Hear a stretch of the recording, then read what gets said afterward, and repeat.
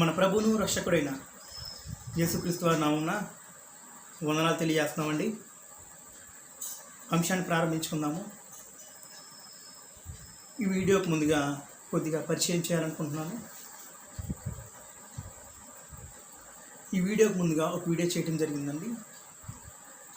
కాబట్టి ఆ వీడియోలో ఏం మాట్లాడటం జరిగిందంటే, యెహోవా అనే నామము తండ్రి దేవుడికి మాత్రమేనని, వేరే ఎవరికి ఆ నామం లేదని దీనికి ముందు వీడియోలో చేయటం జరిగిందండి. కాబట్టి పితరుల దేవుడిగా పిలువబడిన ఆయన యెహోవా అని తన నామాన్ని తెలియచేసిన ఆయన ఎవరు అనంటే, తండ్రి అయిన దేవుడు, పరమందున దేవుడు, సింహాసీనుడై ఉన్న దేవుడు తన నామాన్ని యెహోవా అని తెలియజేశాడు. ఇదే నా తరతరములకు జ్ఞాపకార్థమైన నామము అని తెలియచేయటం జరిగింది. అయితే ఈ యొక్క సందేశం దీనికి ముందు వీడియోలో మాట్లాడటం జరిగింది. ఈ యొక్క సందేశాన్ని ఎందుకు మాట్లాడాల్సిన అవసరం వచ్చిందంటే, సహోదరులు రత్నకిషోర్ గారు యెహోవా అనే నామము యేసుక్రీస్తు వారికి కూడా ఉంది, యేసుక్రీస్తు వారిని కూడా యెహోవా అని పిలవటం జరిగిందని సహోదరులు రత్నకిషోర్ గారు ఒక లేఖనాన్ని ఎత్తి చూపించి చదివి వినిపించి, ఇదిగో యెహోవాకు మార్గాన్ని సిద్ధపరచుడి అన్నాడు కదా. కాబట్టి యెహోవా అంటే యేసుక్రీస్తు కాదా, ఒకసారి మీరు ఆలోచన చేసుకోండి అని తెలివిగా మాట్లాడుతున్నారు. కాబట్టి వాస్తవానికి నరుని యొక్క జ్ఞానాన్ని మనం ఆలోచన చేయాల్సిన అవసరం లేదండి. నరుని యొక్క జ్ఞానాన్ని మనము ఆలోచన చేయాల్సిన అవసరం లేదు. తండ్రి అయిన దేవుడు, పరమందున దేవుడు ఈ యొక్క బైబిల్ గ్రంథాన్ని మన చేతిలో వ్రాయించి ఇచ్చినప్పుడు ఈ యొక్క గ్రంథాన్ని మనం పరిశీలనగా చదివి లేఖనాలలో అలాగ ఉందో లేదో ఆ యొక్క సత్య మార్గాన్ని ఎంచుకునే అవకాశం తండ్రి అయిన దేవుడు మనకి ఇచ్చాడు అనే విషయాల్ని మనం గ్రహించాల్సిన అవసరం ఉందండి. కాబట్టి గ్రంథంలో మనం ఒక లేఖనం చూసినట్లయితే, యెహోవా గ్రంథంని పరిశీలించి చదువుకొనుడి అని ఆ యొక్క వాక్యం తేటగా మనకి తెలియజేస్తుంది. కాబట్టి మనము ఇప్పుడు ఒక మంచి సందేశాన్ని నేర్చుకోబోతున్నాము. కాబట్టి సహోదరులు రత్నకిషోర్ గారు యెషయా గ్రంథము 40వ అధ్యాయము 3వ వచనంలో ఒక వాక్యాన్ని చదివి ఆయన యొక్క వ్యక్తిగత ఆలోచనని ఈ యొక్క గ్రంథంలో చేర్చడం జరిగింది. కాబట్టి ఆయన వ్యక్తిగత ఆలోచన అనగా యెహోవా అనే నామము యేసుక్రీస్తుకి కూడా ఉన్నది అని ఆయన మాట్లాడుతున్నాడు. ద్వితీయోపదేశకాండంలో ఉన్నటువంటి ఒక మాటను ఉపయోగించి అక్కడ దేవుడిని, ఈ దేవుడైనటువంటి యెహోవా అని చెప్పేసి ఉంటుంది. Hear O Israel our God Jehovah is one Jehovah అని చెప్పేసి అక్కడ అంటాడు. మన దేవుడైన యెహోవా అద్వితీయుడైనటువంటి యెహోవా అని, ఆయన ఆరాధనకు పాత్రుడు అనేటువంటి విషయాన్ని తెలియజేశారు. నిజమే, యెహోవా ఆరాధనకి పాత్రుడు. అయితే ఇక్కడ మనం గుర్తించాల్సినటువంటి మరొక విషయం ఏంటంటే, ఈ యెహోవా అనేటువంటి ఈ పేరు ఎవరికి ఉంది? పాత నిబంధనలో తండ్రికి ఉంది, దాన్ని కాదంటం లేదు. పాత నిబంధనలు మనం గమనించినప్పుడు ఆ యెహోవా అనేటువంటి పేరు క్రీస్తు ప్రభువుకు ఉంది. కాదని ఎవరైనా అనగలరా? ఒకవేళ ఎవరైనా మేము దీన్ని కాదు అనేటువంటి ఆలోచన గనక ఉన్నట్లయితే, ఒకసారి గ్రంథము యెషయా గ్రంథాన్ని గనక తిప్పినట్లయితే, మీ బైబిల్ యెషయా గ్రంథానికి తిప్పుకొని అక్కడ దేవుని యొక్క వాక్యము యెహోవా అనేటువంటి పేరు ఎవరికి ఉపయోగించింది అనేటువంటిది కనుక పరిశీలన చేసినట్లయితే మనకు అర్థమవుతుంది. యెషయా గ్రంథం 40వ అధ్యాయం మనం గమనించేటప్పుడు 2వ వచనం, ఆలకించుడి, అడవిలో ఒకడు ప్రకటించుచున్నాడు, ఎట్లనగా అరణ్యములో యెహోవాకు మార్గము సిద్ధపరచుడి అనేటువంటి మాట ఇక్కడ తెలియజేయబడింది. అరణ్యములో యెహోవాకు మార్గము సిద్ధపరచుడి అని చెప్పేసి అన్నాడు. ఈ వచనాన్ని మనం గమనించినప్పుడు క్రొత్త నిబంధన గ్రంథంలో కనుక చూసినట్లయితే మత్తయి సువార్త ప్రారంభంలోనే మనం ఈ వచ్చిన భాగాన్ని గుర్తిస్తూ ఉంటాం. ప్రారంభంలోనే ఇక్కడ మత్తయి దీన్ని కోడ్ చేస్తూ ఇది ఎవరి విషయంలో నెరవేరింది అనేటువంటి విషయాన్ని చెప్తూ ఉంటాడు. మత్తయి సువార్త 3వ అధ్యాయం మనం గమనించేటప్పుడు 3వ అధ్యాయం 3వ వచనము, ప్రభు మార్గం సిద్ధపరచుడి, ఆయన త్రోవలు సరళం చేయుడి అని అరణ్యములో కేకవేయి ఒకని శబ్దం అని ప్రవక్త అయిన యెషయా ద్వారా చెప్పబడిన వాడు ఇతడే అని చెప్పేసి అన్నాడు. యెషయా గ్రంథము 40వ అధ్యాయము, మత్తయి సువార్త 3వ అధ్యాయము, ఈ 2 వచనాలని పోల్చి చూసినప్పుడు ఇక్కడ చెప్పబడినటువంటి యెహోవా తండ్రా కుమారుడా? బాగా గమనించండి. యెషయా గ్రంథం 40వ అధ్యాయము, మత్తయి సువార్త 3వ అధ్యాయము, ఈ రెండింటిని పరిశీలన చేసినప్పుడు ఇక్కడ చెప్పబడినటువంటి యెహోవా క్రీస్తు ప్రభు కాదు అని ఎవరైనా చెప్పగలరా? ఒకవేళ క్రీస్తు ప్రభు అని గనక మనం ఒప్పుకోవాలి తప్పదు, ఒప్పుకుంటే అప్పుడు కాబట్టి అసలు ఆ వచనం దేని గురించి మాట్లాడటం జరిగింది, ఎందుకు మాట్లాడటం జరిగింది, ఎవరితో మాట్లాడటం జరిగింది అనే విషయాల్ని మనం ఇప్పుడు పరిశీలన చేద్దాం. వాక్యం చదువుకుందాం. యెషయా గ్రంథము 40వ అధ్యాయము 3వ వచనం చదువుకుందామండి.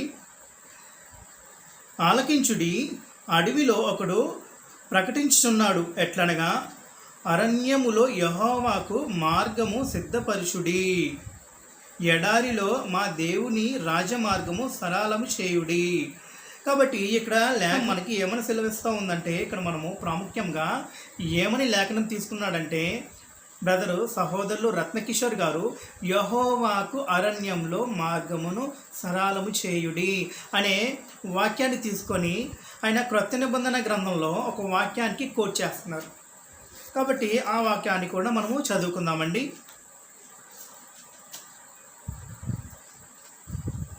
మత్తయి సువార్త 3వ అధ్యాయము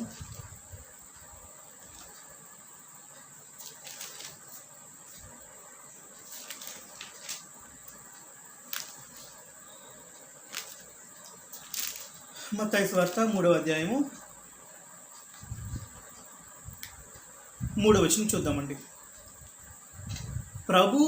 ప్రభు మార్గము సిద్ధపరచుడి, ఆయన త్రోవను సరళము చేయుడని అరణ్యంలో కేకవేయునొకని శబ్దము అని ప్రవక్త అని యెషయా ద్వారా చెప్పబడిన వాడితడే అని మాట్లాడటం జరుగుతుంది. కాబట్టి ఈ సందర్భంలో మనం చూస్తుంటే 3 విధానాలు కనపడుతున్నాయండి. 3 విధానాలు, ఇంకొకటి కూడా ఉంది, అది కూడా మాట్లాడతాను. కాబట్టి మొదటిగా మనం మాట్లాడినట్టయితే ఇక్కడ ప్రభువు మార్గం, ప్రభువు అని మాట్లాడుతున్నాడు. జాగ్రత్తగా గమనించండి, ప్రభువు అని మాట్లాడుతున్నాడు. నెక్స్ట్ వచ్చేసరికి మార్గము అని మాట్లాడుతున్నాడు. కాబట్టి ఈ మార్గాన్ని సిద్ధపరచుడి అని మాట్లాడుతున్నాడు. సిద్ధపరిచే అతను ఒక ఆయన ఉండడంట.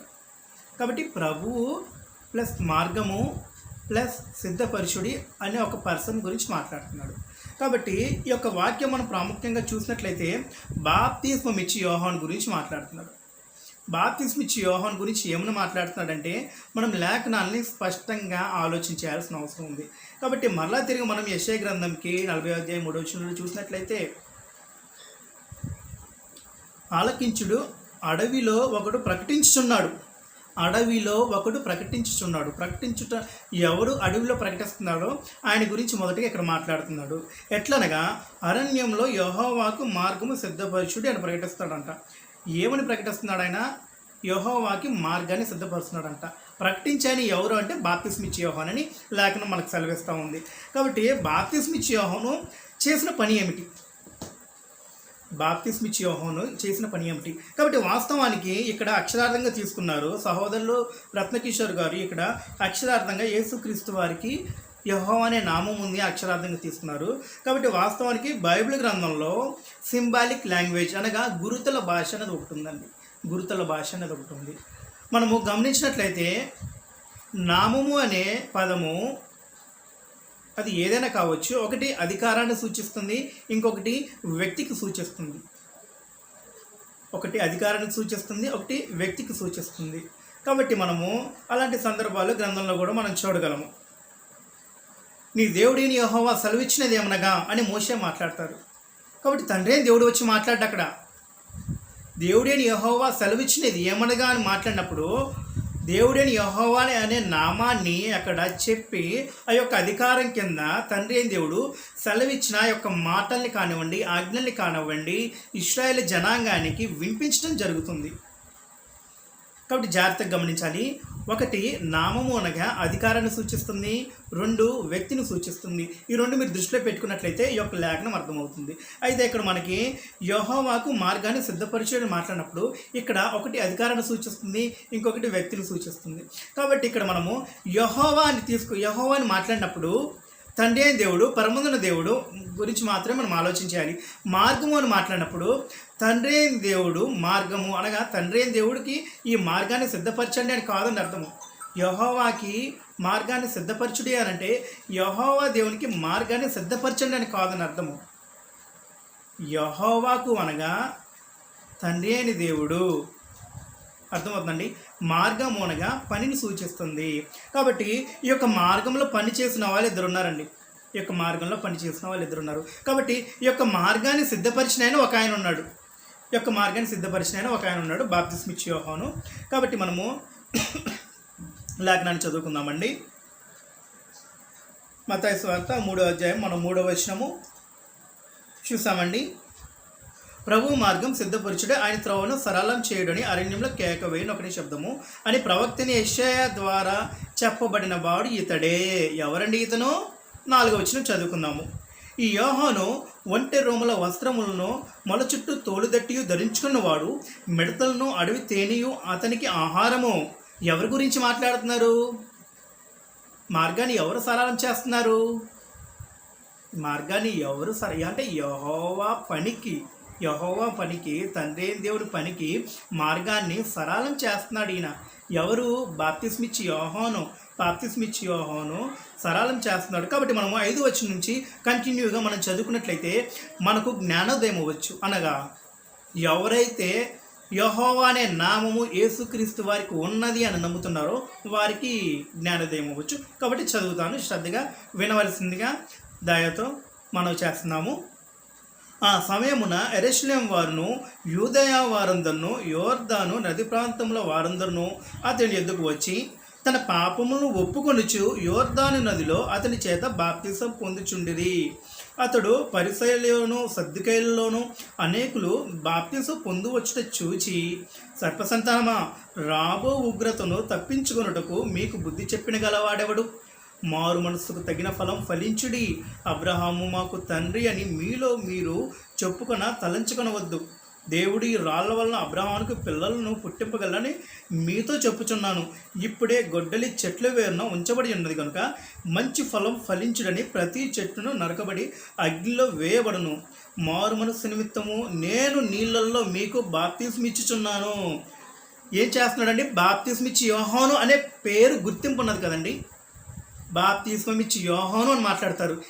ఏ ప్రసంగికులైనా కానివ్వండి, ఏ బోధకులైనా కానివ్వండి, డినామినేషన్లో ఉన్నవారు కానివ్వండి, క్రీస్తు సంఘం అని పేరు చెప్పుకొని ఉండేవాళ్ళు కానివ్వండి, క్రీస్తు సంఘంలో అపోస్తల బోధ ఉండేవారు కానివ్వండి, ఎవరైనా కానీ ప్రభువైన యేసుక్రీస్తు వారికి ముందు మార్గాన్ని సరళం చేయడానికి వచ్చింది ఎవరు అని అంటే బాప్తిస్మిచ్చు యోహాను అని మాట్లాడతారు. కాబట్టి బాప్తిస్మిచ్చు యోహాను అని మాట్లాడుతున్నారే కానీ బాప్తిస్మిచ్చు యోహాను అనగా జకర్య కుమారుడు. ఆయన ఏ పని చేశాడు? ఈ ప్రశ్న మీ మదిలో రేగాలన్నమాట. ఏ పని చేశాడు ఆయన? ఏ పని చేశాడంటే మారు మనస్సు నిమిత్తము యోర్దాను నది యొద్ద ఆయన బాప్తిస్మిచ్చుచూ వస్తున్నాడు. మారు మనస్సు నిమిత్తము యోర్దాను నది యొద్ద ఆయన బాప్తిస్మము ఇచ్చుచూ వచ్చుచున్నాడు. ఆయన చేసే పని అది. తండ్రి అయిన దేవుడు ఆయనకి అప్పగించిన పని. గతంలో ఎన్నడైనా ఇది జరిగిందా? లేదు. గతంలో ఎన్నడూ కూడా ఇది జరగలేదు. అయితే ఇది కొత్తగా అన్నమాట. ఇప్పుడు ఇశ్రాయేల్ జనాంగం అక్కడ ఒక కొత్త విధానాన్ని చూస్తున్నారు అక్కడ. కాబట్టి బాప్తిస్మం ఇచ్చాడు. 7వ వచనం మనం చూసినట్లయితే, 6వ వచనం చూసినట్లయితే, తమ పాపలు ఒప్పుకొని యోర్దాను నదిలో అతని చేత బాప్తిసం పొందుచుండిరి.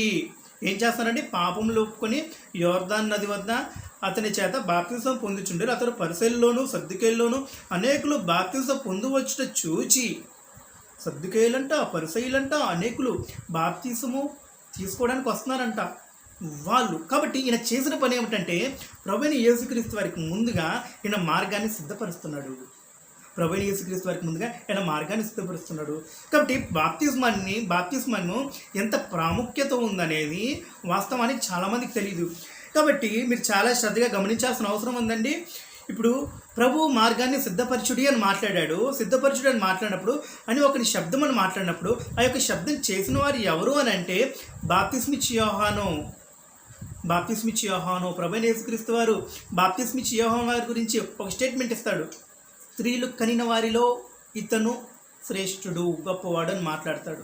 ఇతను వంటవాడు ఎవరైనా మాట్లాడతాడు. కాబట్టి అలాంటి ఆయన ఏం చేస్తున్నాడంటే బాప్తిస్మం ఇస్తున్నాడు. మారు మనస్సు నిమిత్తము బాప్తిస్మం ఇస్తున్నాడు. పని చేస్తున్నాడు. ఆయన ప్రభువైన యేసుక్రీస్తు వారికి మార్గాన్ని సరళం చేస్తున్నాడు. కాబట్టి సహోదరు రత్నేశ్వర్ గారు, మీరు ఆ యొక్క వచనాన్ని తీసుకొని ఆ యొక్క నామం ఉందని మాట్లాడుతున్నారే కానీ అది ఆ వచనం ఎందుకు వాడటం జరిగింది అనేది మీరు వివరించట్లేదండి. ఎందుకు వాడటం జరిగిందని వివరించట్లేదు. కాబట్టి మనం శ్రద్ధగా గమనించినట్లయితే మనము 10వ వచనం చూసినట్లయితే, ఇప్పుడే గొడ్డలి చెట్ల వేరున ఉంచబడి ఉన్నది కనుక మంచి ఫలము ఫలించి ప్రతి చెట్టును నరకబడి అగ్నిలో వేయబడును. మారు మనస్సు నిమిత్తము నేను నీళ్ళల్లో మీకు బాప్తిస్మిచ్చుచున్నాను. ఎవరు చెబుతున్నారు? బాప్తిస్మిచ్చి యోహాను గారు తను చేసే పని చెబుతున్నాడు. ఏం చెబుతున్నాడు? మారు మనస్సు నిమిత్తము నేను మీకు బాప్తిస్మిచ్చుచున్నాను. నెక్స్ట్ ఏం చెబుతున్నాడో తెలుసా? చదువుదాం వాక్యం. ఆయన క్షమించాలండి, మీరు బాప్తిస్మిచ్చున్నాను, అయితే నా వెనుక వచ్చువాడు నాకంటే శక్తిమంతుడు, ఆయన చెప్పుల వారు ఇప్పటికైనాను నేను పాత్రులను కాను, ఆయన పరిశుద్ధాత్మలోను అగ్నితోనూ మీకు బాప్తిస్మిచ్చను. ఎవరి గురించి మాట్లాడుతున్నాడు? ఇది ప్రభువైన యేసుక్రీస్తు వారి గురించి మాట్లాడుతున్నాడు. ఏమని మాట్లాడుతున్నాడు? నా వెనుక వచ్చేవాడు నాకంటే శక్తిమంతుడు, ఆయన నీళ్ళల్లోనూ పరిశుద్ధాత్మలోను అగ్నితోనూ బాప్తిస్మిస్తాడని ప్రభువైన యేసుక్రీస్తు వారి గురించి మాట్లాడుతున్నారు. అయితే జాగ్రత్తగా గమనించండి, బాప్తిస్మిచ్చే యోహాను గారు ఏం చేస్తున్నారండి? బాప్తిస్మిస్తున్నాడు మారు మనసు నిమిత్తము. కాబట్టి మార్గాన్ని సరళం చేస్తున్నాడు ఆయన, అలవాటు చేస్తున్నాడు ఆయన, నేర్పిస్తున్నాడు ఆయన. కాబట్టి ఈయన మరలా తిరిగి ఏమని చెబుతున్నాడు? నా వెనుక వచ్చేవాడు పరిశుద్ధాత్మలోను అగ్నిలోను బాప్తిస్మం ఇస్తాడు అని మాట్లాడుతున్నాడు. కాబట్టి మనం మరలా చదువుకున్నాము. ఆయన చెప్పులు మోయిటకైనను నేను పాత్రులను కాను, ఆయన పరిశుద్ధాత్మలోను అగ్నిలోను మీకు బాప్తిస్మిచ్చును. ఆయన చేతిలో ఉన్నది, ఆయన తన కళ్ళమును బావుగా శుభ్రము చేసి గోధుమలను పొట్టుల్లో పోసి ఆరని అగ్నితో పొట్టును కాల్చివేనని వారితో చెప్పాను. 13వ వచనం చదువుకుందామండి. ఆ సమయమున యోహాను చేత బాప్తిసం పొందుటకు యేసు గలిలియ నుండి యోర్దాను దగ్గరనున్న అతని యొద్దకు వచ్చెను. ప్రభువైన యేసుక్రీస్తు వారు బాప్తిస్మిచ్చి యోహాను యొద్దకి గలిలియలో ఉన్న యోర్దాన్ నది యొద్దకి తన చేత బాప్తిస్మం పొందుటకు ప్రభువైన యేసుక్రీస్తు వారు ఇప్పుడు రావటం జరిగిందండి. 14వ వచనం చదువుకుందామండి. అందుకు యోహాను, నేను నీ చేత బాప్తిసం పొందవలసిన వాడనే ఉండగా నీవు నా యొద్దకు వచ్చుచున్నావా అని ఆయనను నివారింపజూచాను గాని యేసు, ఇప్పటికీ కానిము, నీతి యావత్తు ఇలాగూ నెరవేర్చుటకు మనకు తగి ఉన్నదని అతనికి ఉత్తరం ఇచ్చెను గనుక అతడు అలాగూ కానిచ్చెను. ఎంత స్పష్టంగా ఉందండి ఒక వాక్యం. నీతి యావత్తు జరిగించుటకు మనకు ఇది తగి ఉన్నది. నీతి యావత్తు జరిగించుటకు మనకు ఇది తగి ఉన్నది.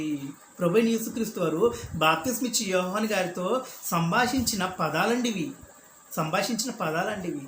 కాబట్టి మన ఊహల్ని బట్టి మనము, మన జ్ఞానాన్ని బట్టి మనము గ్రంథంలో చేర్చి ఉన్న వాక్యాన్ని చెరిపేసి మన ఆలోచనలను బట్టి మనము వివరించడం వలన తండ్రి అయిన దేవుడు ఏం చేస్తాడంటే నీ జ్ఞానాన్ని వెర్రితనంగా చూస్తాడు. కాబట్టి నరుని ఊహను బట్టి మనం ఇంకో ఒక లేఖనం ఉందండి గ్రంథంలో. నరుని ఊహను బట్టి లేఖనంలో ఏ ప్రవచనం కూడా పుట్టదని మొదట గ్రహించుకున్న వలనని గ్రంథంలో మనకు కూడా సెలవిస్తూ ఉంది. కాబట్టి ప్రభువైన యేసుక్రీస్తు వారు కూడా ఆయన దగ్గరికి బాప్తిజం తీసుకోవడానికి వచ్చాడంట. 16వ వచనం. యేసు బాప్తిజం పొందిన వెంటనే నీళ్లలోనూ ఒడ్డునకు వచ్చెను. ఇదిగో తన మీదికి వచ్చుటకు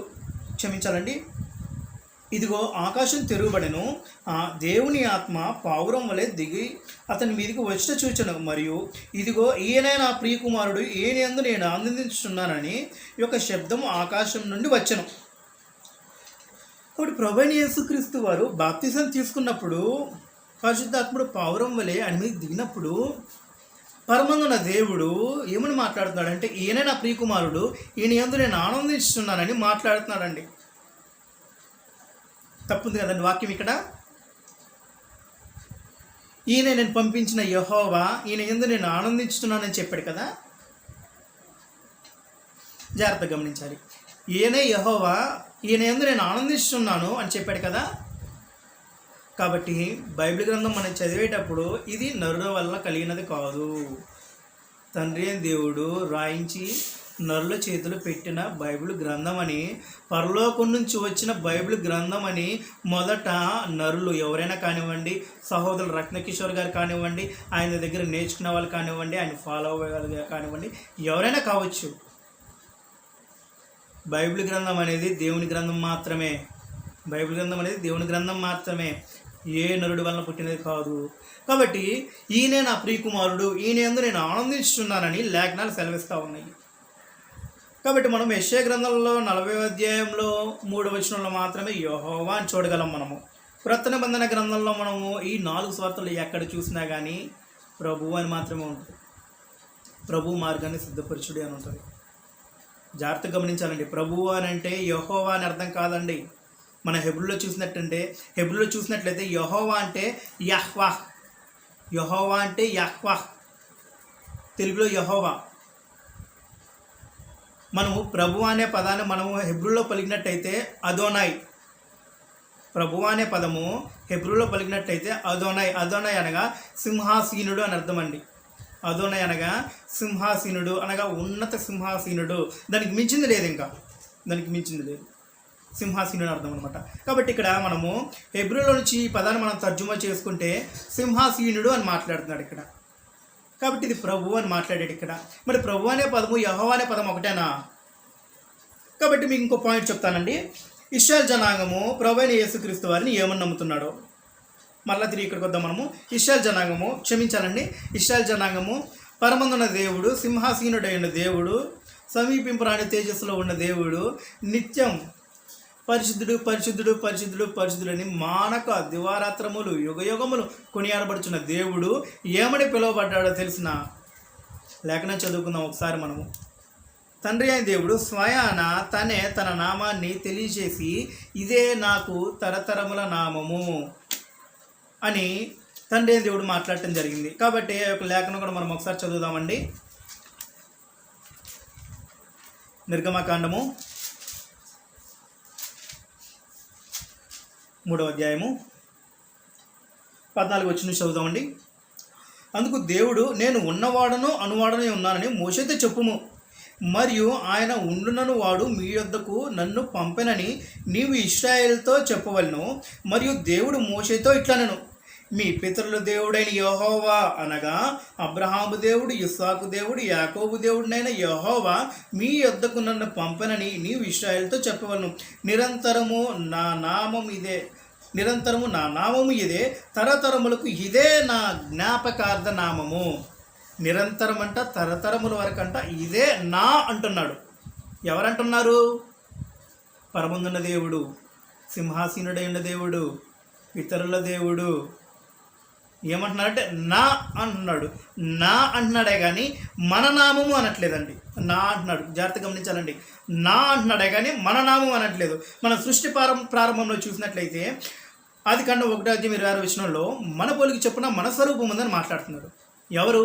పరమందున్న దేవుడు, తండ్రి అయిన దేవుడు, యెహోవా దేవుడు. మన పోలికి చొప్పున మన స్వరూపం ముందు నరులని చేయదని మాట్లాడుతున్నాడు.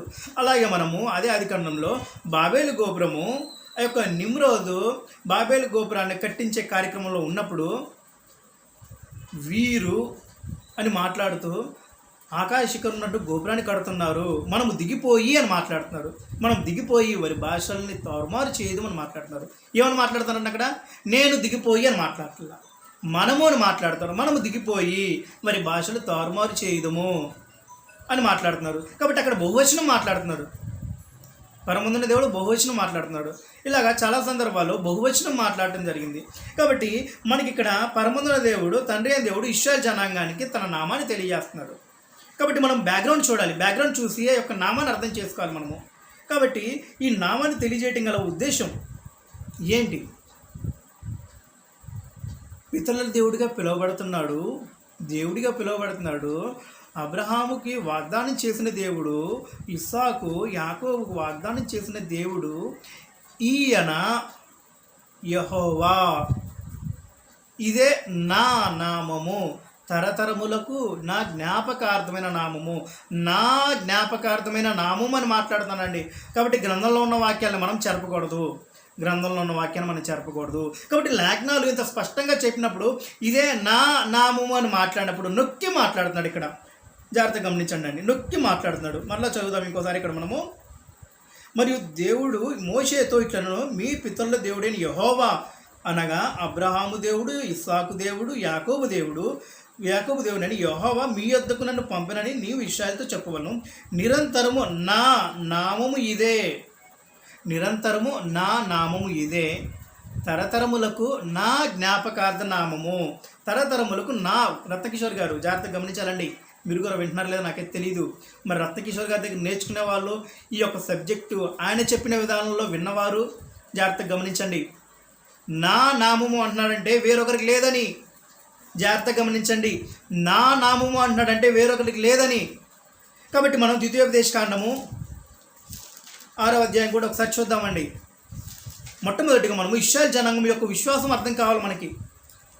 పరమందున దేవుడు ఈ యొక్క గ్రంథాన్ని రాయించి ఇచ్చినప్పుడు, ఈ యొక్క గ్రంథంలో ఉన్న మాటలు రాయించి ఇచ్చినప్పుడు ఇశ్రాయేలు జనాంగానికి రాయించి ఇస్తున్నాడని విషయం మనకు అర్థం అవ్వాలి. ఈ గ్రంథం రాసినప్పటికీ సర్వమానవాళికి రాసే ఉద్దేశం కాదండి. ఈ యొక్క మాట విధానము, ఈ యొక్క పలుకు విధానము, ఈ యొక్క సందర్భాలు రాయటం గల ఉద్దేశం ఏంటంటే ఆనాడు ఆ సందర్భంలో వారికి అర్థమయ్యే భాషలో రాయటం జరిగింది. కాబట్టి మనము ద్వితీయోపదేశకాండము 6వ అధ్యాయము 4వ వచనం చదువుదామండి. ఇశ్రాయేలు వినుము, మన దేవుడైన యెహోవా అద్వితీయుడగు యెహోవా. ఈ యొక్క వచనం చాలు మీకు. ఇశ్రాయేలు వినుము, మన దేవుడైన యెహోవా అద్వితీయుడగు యెహోవా, మన దేవుడైన యెహోవా అద్వితీయుడగు యెహోవా. అర్థం ఏంటో తెలుసా మీకు? ద్వితీయం లేనిది అద్వితీయుడు అంటే. దేవుడైన యెహోవా అని మాట్లాడుతున్నాడు, యెహోవా ఒక్కడే అని మాట్లాడుతున్నాడు. ఇక్కడ అద్వితీయం అనే పదానికి అర్థం ఒక్కడే అని. ఈ దేవుడైన యెహోవా ఒక్కడే అని మాట్లాడుతున్నాడు అక్కడ. కాబట్టి జాగ్రత్తగా గమనించాలి. హెబ్రూలో పదం ఏమంటుందో తెలుసా మీకు? యహ్వహ్ ఎలోహిం యహాద్, యహ్వహ్ ఎలోహిం యహాద్ అని ఉంటుంది అనమాట. అంటే దేవుడైన యెహోవా అద్వితీయుడని, అంటే దేవుడు ఒక్కడే అని, ఆయన యెహోవా అని. యెహోవా ఒక్కడే అని లేఖనం మనకు సెలవిస్తూ ఉంది. కాబట్టి ఇప్పుడు ఇశ్రాయేలు ఏమని నమ్ముతున్నారో మనకి ఒక ఆలోచన రావాలి. ఇశ్రాయేలు ఏమని నమ్ముతున్నారు? ఏమని నమ్ముతున్నారంటే దేవుడు ఒక్కడే అని నమ్ముతున్నాడు, ఆయన యెహోవా అని నమ్ముతున్నారు. వీరు యెహోవా అని నమ్ముతున్నారా? దేన్ని బట్టి నమ్ముతున్నారు? ద్వితీయోపదేశకాండంలో 6వ అధ్యాయంలో 4వ వచనంలో మోషే ద్వారా తన యొక్క ప్రజలకి తెలియజేసిన నామము నేనేనని. ఇశ్రాయేలు వినుము, మన దేవుడైన యెహోవా అద్వితీయుడగు యెహోవా, నీ పూర్ణ హృదయంతోనూ, నీ పూర్ణాత్మతోనూ, నీ పూర్ణ శక్తితోనూ నీ దేవుడైన యెహోవాను ప్రేమింపవలను. నీ దేవుడైన యెహోవాను ప్రేమింపవలను. ఎవరి గురించి మాట్లాడుతున్నాడు? ఇది పరమందున్న దేవుడి గురించి మాట్లాడుతున్నాడు. యెహోవా అని తన నామం తెలియజేస్తాడే, ఆయన గురించి మాట్లాడుతున్నాడు. ఆయన తప్ప వేరొక దేవుడు లేడని కూడా తన ఆజ్ఞల్లో కూడా తెలియజేయటం జరిగింది. కాబట్టి యెహోవా అని మాట్లాడినప్పుడు అది నాదే అని మాట్లాడుతున్నాడు. నామము యెహోవా అని మాట్లాడినప్పుడు నాదే అని మాట్లాడుతున్నాడు. చాలా జాగ్రత్తగా గమనించాలి మనం. నిర్గమాకాండంలో మనము 3వ అధ్యాయంలో 14-15 వచనంలో మనం చూసాము. నా నామం అని మాట్లాడుతున్నాడు, వేరొకరిది కాదు. అది నా నామం అని మాట్లాడినప్పుడు వేరొకరిది అవ్వదు. జాగ్రత్తగా గమనించండి. ఈ షర్ట్ ఉందనుకోండి, ఇది నాది అన్నాను అనుకోండి, ఇది నాదే కానీ వేరొకరిది కాదు. ఈ బైబిల్ గ్రంథం ఉందనుకోండి, నేను వెల ఇచ్చి కొనుక్కున్నాను కాబట్టి ఇది నాది అన్నాను కాబట్టి నాదే అవుతుంది కానీ వేరొకరిది అవ్వదండి. కాబట్టి అలాగే తండ్రి అయిన దేవుడు, పరమందున్న దేవుడు నా నామము అని తెలియజేసినప్పుడు ఆ నామం ఆయనది మాత్రమే, వేరొకరిది కాదు. కాబట్టి ఇప్పుడు మనము యెషయా గ్రంథము 40వ అధ్యాయము మరలా తిరిగి ఇంకోసారి చదువుదామండి. యెషయా గ్రంథము 40వ అధ్యాయము మరలా తిరిగి ఇంకోసారి చదువుకుందాము. కాబట్టి మనం లేఖనాల్ని చాలా జాగ్రత్తగా స్పష్టంగా చదివి మనము ఆలోచించాల్సిన అవసరం ఉందండి. లేఖనాల్ని అక్షరార్థంగా తీసుకొని మనము మన ఊహను బట్టి చదవటం వలన ఉపయోగం ఏమి ఉండదు. కాబట్టి మరలా చదువుకుందాము. 3వ వచనము, ఆలకించుడి, అడవిలో ఒకడు ప్రకటించుచున్నాడు. బాప్తిస్మిచ్చే యోహాను గురించి మాట్లాడుతున్నాడు. ఎట్లనగా ఎలా ప్రకటించుచున్నాడు? అరణ్యంలో యెహోవాకు మార్గం సిద్ధపరచుడి. కాబట్టి అడవిలో ప్రకటించి వాడు ఏం చేస్తాడంటే యెహోవాకు మార్గం సిద్ధపరుస్తున్నాడు. యెహోవాకు మార్గం సిద్ధపరుస్తున్నాడు అంటే యెహోవా పనికి మార్గం సిద్ధపరుస్తున్నాడు. జాగ్రత్తగా గమనించండి, యెహోవా పనికి మార్గం సిద్ధపరుస్తున్నాడు. అదేంటండి ఇక్కడ యెహోవా మార్గానికి పనికి అని లేదు కదండి అని అంటారేమో. పనికని లేదు కదండి, మరి ఇక్కడ మీరు ఎందుకు కలుపుతున్నారు యెహోవా పనికి అని మీరు అంటారేమో. కాబట్టి బైబిల్ గ్రంథంలో సమాచారం కొంత అచట కొంత ఇచట ఉంటుంది కాబట్టి మనం వాటిని కూర్చుకొని శ్రద్ధ కలిగి ఉన్న వాక్యాన్ని ఉన్నట్టుగా కూర్పు అనేది సరిగా చేసుకొని మనము సత్యవాక్యాన్ని సరిగా విభజించి కూర్పుని సరిగా చేర్చుకొని వివరించాల్సిన అవసరత క్రైస్తవ్య లక్షణంలో కలిగి ఉన్నదని సెలవిస్తూ ఉంది గ్రంథం. కాబట్టి యెహోవా పని అని మీరు ఎలా మాట్లాడుతున్నారండి అని మాట్లాడవచ్చు మీరు. కాబట్టి యెహోవా పని మీరు ఎలా మాట్లాడుతున్నారు అనేది మనము నా నోటి మాటల ద్వారా కాదండి, బైబిల్ గ్రంథమందు లేఖనాలు ఏమని సెలవిస్తూ ఉన్నాయో మనము చూసి అప్పుడు మనం మాట్లాడదాము. కాబట్టి లూకా సువార్త 2వ అధ్యాయము 46వ వచనం అండి. సందర్భం ఏంటంటే ప్రభువైన యేసుక్రీస్తు వారు తప్పిపోవటం అంటే తల్లిదండ్రులు తప్పిపోయారు అనుకుంటాడు. అయితే ప్రభువైన యేసుక్రీస్తు వారు ఆ యొక్క తల్లిదండ్రులు ఇద్దరు కలిసి వాళ్ళంతా వారి కుటుంబం కలిసి యెరూషలేము దేవాలయంలో వీరు ఆరాధన జరిగించుకొని మరలా తిరిగి వచ్చేటప్పుడు అక్కడ జరిగే సందర్భం అనమాట. కాబట్టి లేఖనం చదువుకుందాము. 3 దినములైన తరువాత ఆయన దేవాలయంలో బోధకుల మధ్య కూర్చుండి వారి మాటలను ఆలకించుచు వారిని ప్రశ్నలు అడుగుచూ ఉండగా చూచిరి. ఆయన మాటలు విన్నవారందరూ ఆయన ప్రజ్ఞకు ప్రత్యుత్యమీకును విస్మయముందిరి. ఆయన తల్లిదండ్రులు ఆయనను చూచి మిక్కిలి ఆశ్చర్యపడిరి. ఆయన తల్లి, కుమారుడా, మమ్మను ఎందుకులాగు చేస్తేవి? ఇదిగో నీ తండ్రియు నేనును దుఃఖపడుచు నిన్ను వెదుగుచుంటిమని ఆయనతో చెప్పగా ఆయన, మీరెలా నన్ను వెదుగుచుంటిరి? నేను నా తండ్రి పనుల మీద నుండవలనని మీరు ఎరుగరా? ప్రభువైన యేసుక్రీస్తు వారి బాల్యం ముందు సుమారుగా 12-13 సంవత్సరాలు. ఏమని సెలవిస్తూ ఉన్నాడు ఆయన? నేను నా తండ్రి పనిలో ఉన్నారని మీరు ఎరుగరా? కాబట్టి జాగ్రత్తగా గమనించండి ప్రభువైన యేసుక్రీస్తు వారి గురించి. నేను నా తండ్రి పనిలో ఉన్నానని మీరు ఎరుగరా అని మాట్లాడుతున్నారు ప్రభువైన యేసుక్రీస్తు వారు. కాబట్టి మీరు ఎలా నన్ను వెతుకుచుంటిరి? నేను నా తండ్రి పనుల మీద నుండవలనని మీరు ఎరుగరా అని ప్రభువైన యేసుక్రీస్తు వారు వారికి సెలవిచ్చారు. కాబట్టి ప్రభువైన యేసుక్రీస్తు వారు ఏం స్థాపించడానికి వచ్చాడనే విషయం మనకు అర్థం కావాలి. బాప్తిస్మ ఇచ్చే యోహాను ఏం స్థాపించడానికి వచ్చాడో విషయాన్ని మనకు అర్థం కావాలి. కాబట్టి అందుకే వీరిద్దరు ఏం స్థాపించడానికి వచ్చారో దాని గురించే ప్రభువైన యేసుక్రీస్తు వారు బాప్తిస్మ తీసుకున్నప్పుడు బాప్తిస్మ ఇచ్చే యోహాను బాప్తిస్మ నేను నీ ద్వారా తీసుకోవాలని మాట్లాడినప్పుడు మన ఇద్దరికి ఇది పని అయి ఉంది, నీతి యావత్తు ఇది జరగాలి అని ప్రభువైన యేసుక్రీస్తు వారు బాప్తిస్మ ఇచ్చే యోహానుతో మాట్లాడడం జరుగుతుంది. మన ఇద్దరి పని అయి ఉందని మాట్లాడుతున్నారు. ఎవరి గురించి? బాప్తిస్మ ఇచ్చే యోహాను గురించి, ప్రభువైన యేసుక్రీస్తు వారి గురించి. కాబట్టి బాప్తిస్మ ఇచ్చే యోహాను గారు ఏం చేశారు? ఆయన ఏం పని చేశాడు అంటే బాప్తిస్మ ఇచ్చుచూ వచ్చాడు. మారుమనసు నిమిత్తమై బాప్తిస్మ ఇచ్చుచూ వచ్చాడు.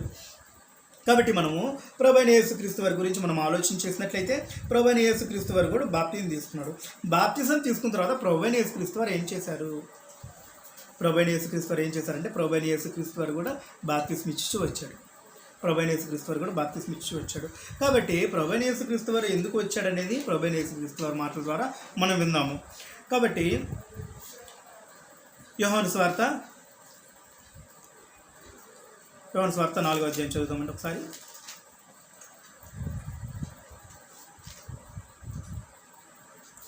యోహాను సువార్త 4వ అధ్యాయము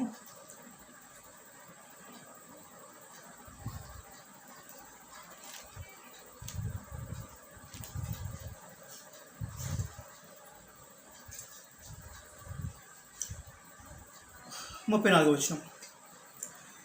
యేసు వారిని చూచి నన్ను పంపిన వాని చిత్తము నెరవేర్చుటకు ఆయన పని తుదమిట్టించుటకు నాకు ఆహారమై ఉన్నది. కాబట్టి ప్రభువైన యేసుక్రీస్తు వారు ఎవరు మాట్లాడుతారంటే నన్ను పంపిన వాని చిత్తము నెరవేర్చుటకు ఆయన పనిని తుదమిట్టించుటకు వచ్చాడంట. ఎవరి పని? దేని గురించి మాట్లాడుతాడు ఇక్కడ? పని గురించి మాట్లాడుతున్నాడు. ప్రభువైన యేసుక్రీస్తు వారు పని గురించి మాట్లాడుతున్నారు. కాబట్టి బాప్తిస్మ ఇచ్చే యోహాను గారు మార్గాన్ని సిద్ధపరిచాడు కదా. సిద్ధపరిచి ప్రభువైన యేసుక్రీస్తు వారికి బాప్తిస్మ ఇచ్చాడు. బాప్తిస్మ ఇచ్చి ముందు పెట్టేశాడు. ఏం చేస్తున్నాడు ఇప్పుడు? ప్రభువైన యేసుక్రీస్తు వారు పని చేస్తున్నాడు. ప్రభువైన యేసుక్రీస్తు వారు పని చేస్తున్నాడు. ఏం పని చేస్తున్నాడో చెబుతున్నాడు. నన్ను పంపిన వాని చిత్తము నెరవేర్చుటకు ఆయన పని తుదముట్టించుటకు ఎవరి పని? ఆయన అనే పదం దగ్గర యెహోవా. శ్రద్ధగా వినండి. ఆయన అనే పదం దగ్గర యెహోవా అని పెట్టాలి. యెహోవా పని. యెహోవా పనిని తుదముట్టించుటకు నాకు ఆహారమై ఉన్నది అని ప్రభువైన యేసుక్రీస్తు వారు మాట్లాడుతున్నారు. కాబట్టి ఎవరి పని అని మాట్లాడుతున్నారు ప్రభువైన యేసుక్రీస్తు వారు? నా ఇష్టము నా పని అని ఆయన మాట్లాడట్లేదు. నన్ను పంపినవాడి చిత్తం అని మాట్లాడుతున్నాడు ఆయన. కాబట్టి మరలా తిరిగి మనము ఇంకో లేఖనం చదువుకుందామండి. యోహాను సువార్త 6వ అధ్యాయం చదువుదాం. మనము యోహాను సువార్త 6వ అధ్యాయము 39 వచనం మనం చదువుదాము.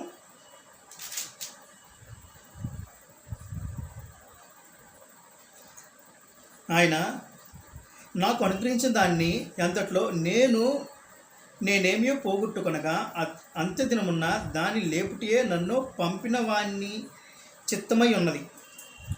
కాబట్టి పంపిన వాణ్ణి చిత్తం గురించి ప్రభువైన యేసుక్రీస్తు వారు మాట్లాడుతున్నారు. కుమారుడు చూచి ఆయన యందు విశ్వాసముచ్చు ప్రతి వారును నిత్యజీవం పొందుటే నా తండ్రి చిత్తము, అంత్యదినము నేను వారిని లేపుదును.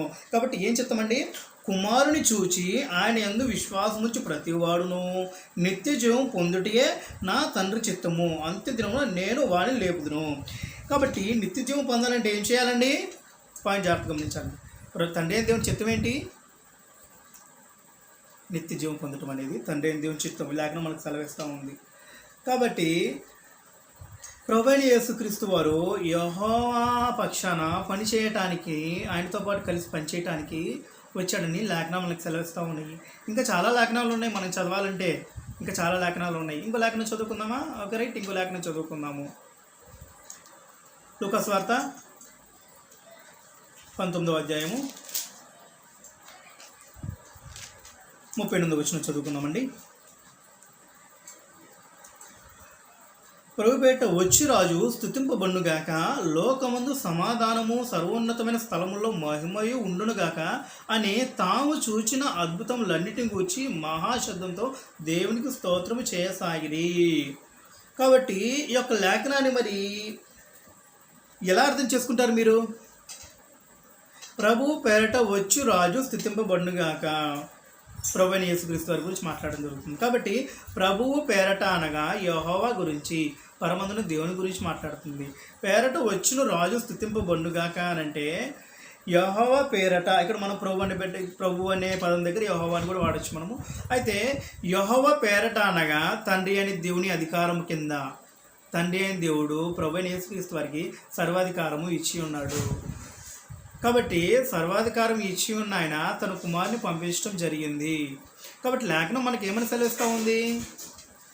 కాబట్టి మనం జాగ్రత్తగా గమనించాలండి. మొదట్లో చెప్పాను కదండి, ఒక నామము మాట్లాడినప్పుడు, ఒక నామాన్ని పలికినప్పుడు ఒకటి వ్యక్తిని సూచిస్తుంది, రెండు అధికారాన్ని సూచిస్తుంది. కాబట్టి ఇక్కడ ప్రభు పేరట వచ్చి రాజు స్తుతింపబడునుగాక అని మాట్లాడటం జరుగుతుంది. కాబట్టి ఇక్కడ అధికారాన్ని సూచించి తండ్రి అయిన దేవుని నామాన్ని ఇక్కడ తెలియజేయడం జరుగుతుంది.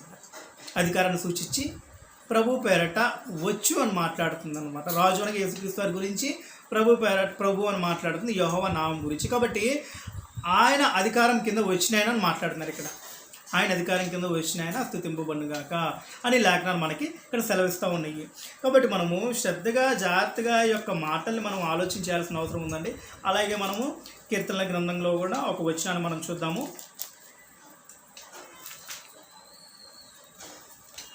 కీర్తన గ్రంథం కూడా మనము ఒక వచనాన్ని చూద్దాము. ఎందుకంటే బైబిల్ గ్రంథాన్ని మనము స్పష్టంగా ఆలోచించేసి ఉన్న వాక్యాన్ని ఉన్నలాగున్నా మనము విశ్వసించాల్సిన అవసరం ఉంది. మరి ముఖ్యంగా మనం మనుషుని యొక్క జ్ఞానాన్ని వెతకాల్సిన అవసరం లేదండి. 118వ కీర్తన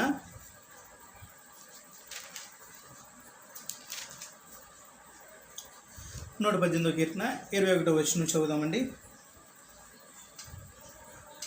నీవు నాకు రక్షణాధారుడివై నాకు ఉత్తరమిచ్చి ఉన్నావు. నేను నీకు కృతజ్ఞతాస్తుతులు చెల్లించదును. ఇల్లు కట్టువారు నిషేధించిన రాయి మూలకు తలరాయి ఆయను. అది యెహోవా వలన కలిగినది. అది మానక కన్నులకు ఆశ్చర్యము. ఇది యెహోవా ఏర్పాటు చేసిన దినము. కాబట్టి ఇది ప్రభువైన యేసుక్రీస్తు వారి గురించి మాట్లాడుతున్నారు. కాబట్టి ఇది వాస్తవానికి అవసరం లేదు, కానీ మాట్లాడాల్సిన అవసరం వచ్చింది. ఎందుకంటే ఇశ్రాయేలు ప్రభువైన యేసుక్రీస్తు వారిని నిరాకరించడం జరుగుతుంది.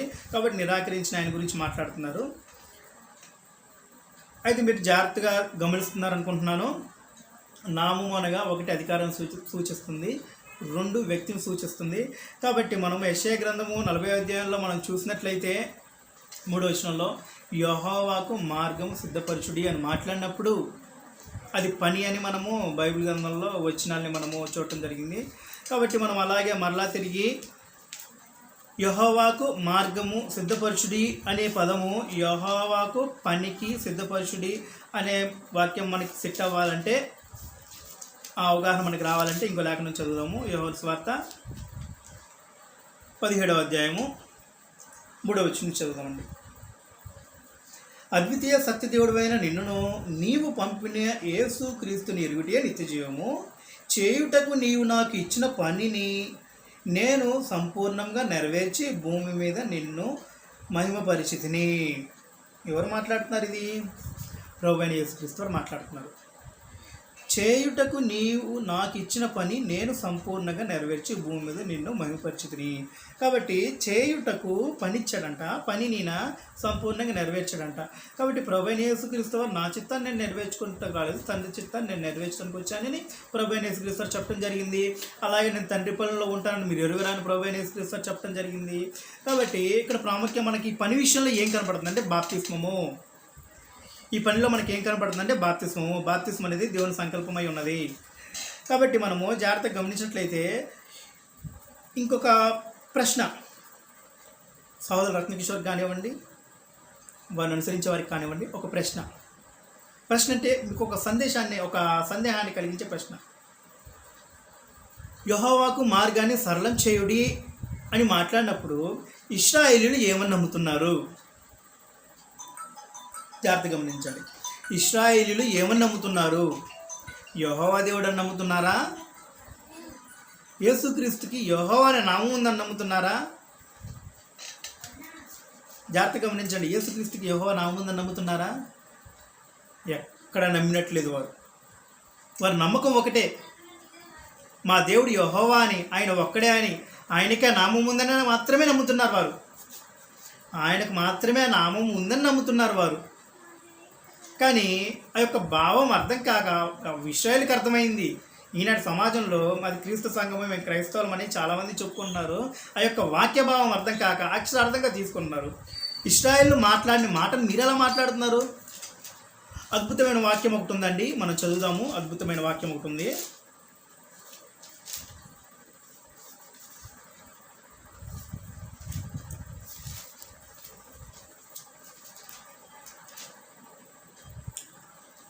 లూకా సువార్త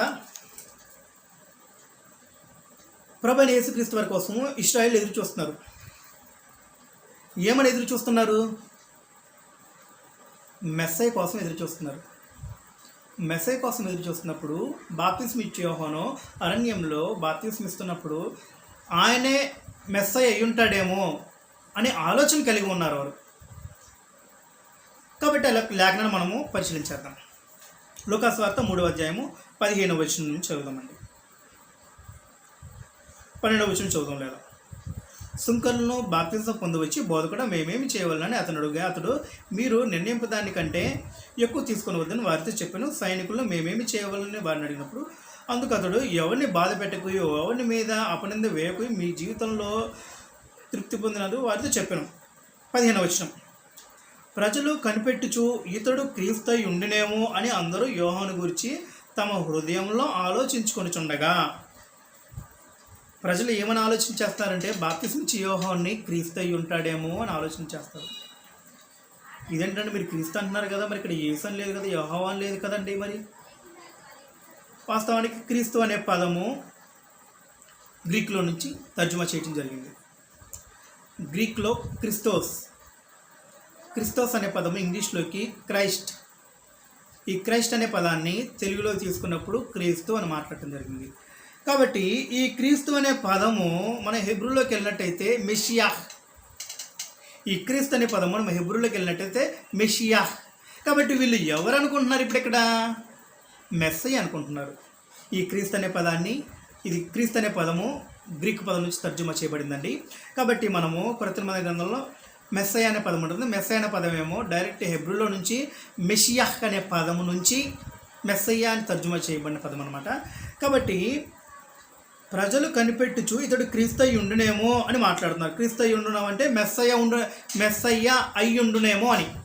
జాగ్రత్తగా గమనించండి. ప్రజలు కనిపెట్టుచు ఇతడు క్రీస్తయ్య అనగా మెస్సయ్య అయ్యి ఉండునేమో అని అందరూ యోహాను గూర్చి తమ హృదయంలో ఆలోచించుకొనిచుండగా, యోహాను, నేను నీళ్లలో మీకు బాప్తిస్మం ఇస్తున్నాను, అయితే నాకంటే శక్తిమంతుడు ఒకడు వచ్చుచున్నాడు, ఆయన చెప్పుల వారు ఇప్పటికైనా నేను పాత్రుడను కాను, ఆయన పరిశుద్ధాత్మలోను అగ్నితోనూ మీకు బాప్తిస్మం ఇచ్చును. పాయింట్ జాగ్రత్తగా గమనించండి.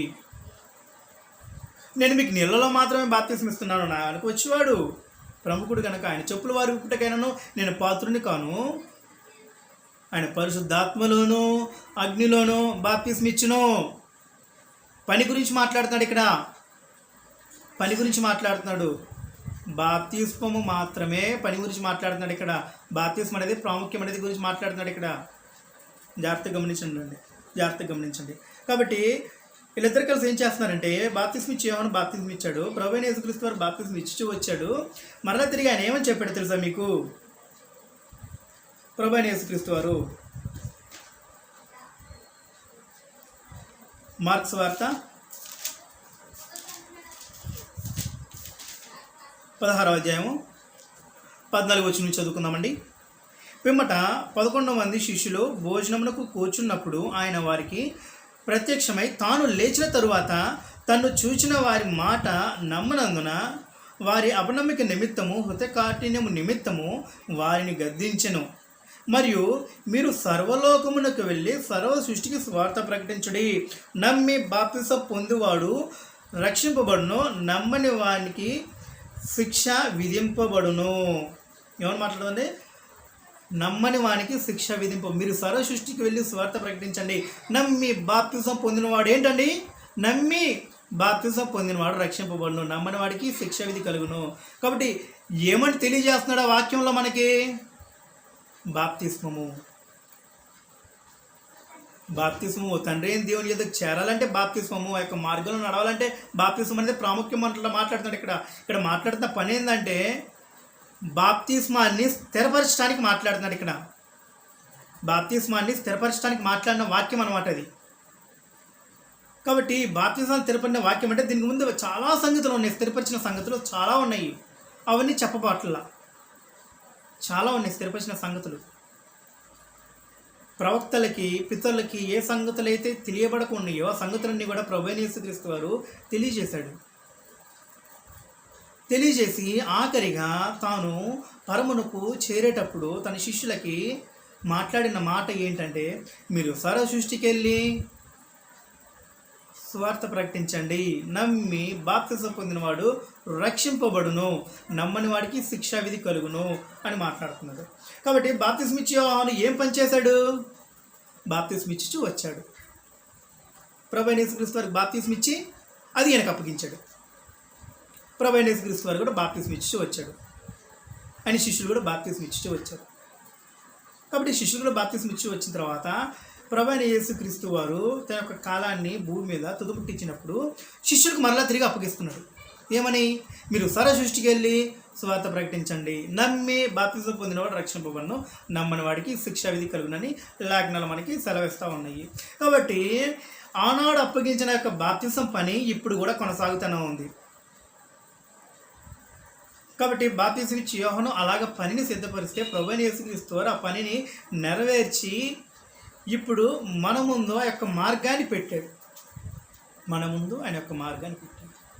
కాబట్టి ఈ యొక్క విధానము మనము శ్రద్ధగా గమనించాల్సిన అవసరం ఉందండి. కాబట్టి ప్రభువైన యేసుక్రీస్తు వారు ఎందుకు వచ్చాడంటే తండ్రి చిత్తాన్ని నెరవేర్చడానికి వచ్చాడు. నేను తండ్రి పనుల్లో ఉన్నానని చెప్పాడు. తండ్రి పని చేయటమే నా చిత్తం అని చెప్పాడు. నా చిత్తాన్ని నెరవేర్చడానికి వచ్చానని చెప్పలేదు. కాబట్టి మన కొత్త నిబంధనలు ఎక్కడ చూసినా కానీ ప్రభువు మార్గాన్ని సరళం చేయుడి అని ఉంటుందే కానీ యెహోవాకి మార్గాన్ని సరళం చేయుడు అని ఉండదు. జాగ్రత్తగా గమనించండి. యెహోవాకి మార్గాన్ని సరళం చేయండి అని ఉండదు. కాబట్టి జాగ్రత్తగా గమనించండి. పని ఎవరిదంటే యెహోవాది. ఆ పని ఎవరు చేయాలి అని అంటే బాప్తిసం ఇచ్చి యోహానుకు అప్పగించాడు. మరలా తిరిగి ఆయన ఆ పనిని తొడముట్టించి ప్రభువైన యేసుక్రీస్తు వారికి అప్పగించాడు. ప్రభువైన యేసుక్రీస్తు వారు ఆ పనిని తొడముట్టించి మరలా తిరిగి అపోస్తలులకు అప్పగించాడు. కాబట్టి యెషయా గ్రంథము 40వ అధ్యాయము ఆఖరిగా చదువుకుందాం మనం ఒకసారి.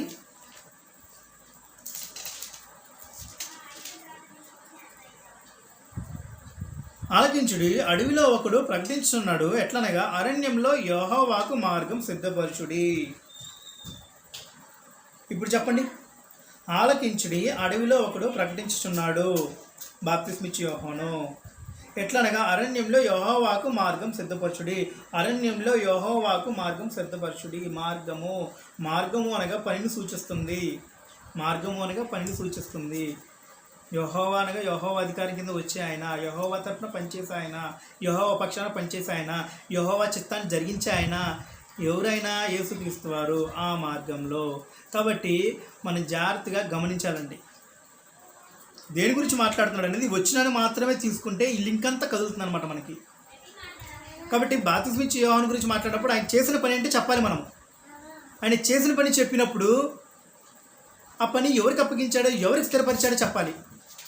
ఇలా ఏం చెప్పకుండా సహోదరుడు రత్నకిషోర్ గారు ఆలకించుడి, అడవిలో ఒకడు ప్రకటించుతున్నాడు, ఎట్లనగా అరణ్యంలో యెహోవాకు మార్గం సిద్ధపరచుడి. యెహోవా అంటే క్రీస్తు కాడా? మరి క్రీస్తుని యెహోవా అని పిలవలేదా? యెహోవాకి క్రీస్తుకి యెహోవా అనే నామం లేదా అని తెలివిగా మాట్లాడుతున్నారు. ఆయన చాలా జ్ఞానంగా మాట్లాడుతున్నారు. ఇది నామం గురించి మాట్లాడుతుందా?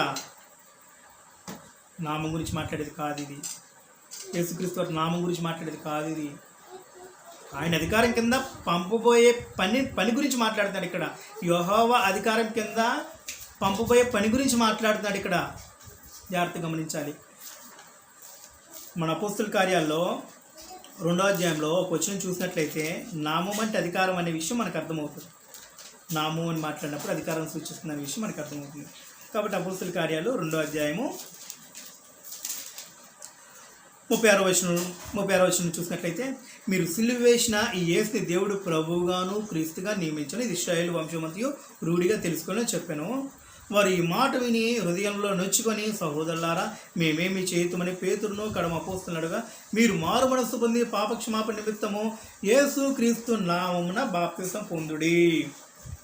యేసుక్రీస్తు నామమున బాప్తిసం పొందుడి అని అంటే అర్థం దానికి మీరు క్రీస్తులోనికి బాప్తిసం పొందాలి. అధికారం అన్నమాట. మీ పాపల చేత మీ అపరాధం చేత మీరు చచ్చినారై ఉండగా దేవుడు దాని దయ వలన తన సొంత కుమారుని సులువు బలికి అప్పగించడం వలన క్రీస్తు నామములోనికి బాప్తిసం తీసుకుంటే ఆయన అధికారంలోనికి మీరు వెళ్తారని అర్థం. కాబట్టి నామం అనగా ఒకటి వ్యక్తిని సూచిస్తుంది, 2 అధికారాన్ని సూచిస్తుంది. కాబట్టి జాగ్రత్తగా గమనించాలండి. యెషయా గ్రంథము 40వ అధ్యాయం 3వ వచనం మనం చూసినట్లయితే పని గురించి మాట్లాడుతున్నారు అంతవరకే. కానీ యేసుక్రీస్తు వారికి నామం ఉంది అని మాట్లాడట్లేదు. యెహోవా పక్షాన పని గురించి మాట్లాడుతున్నాడు.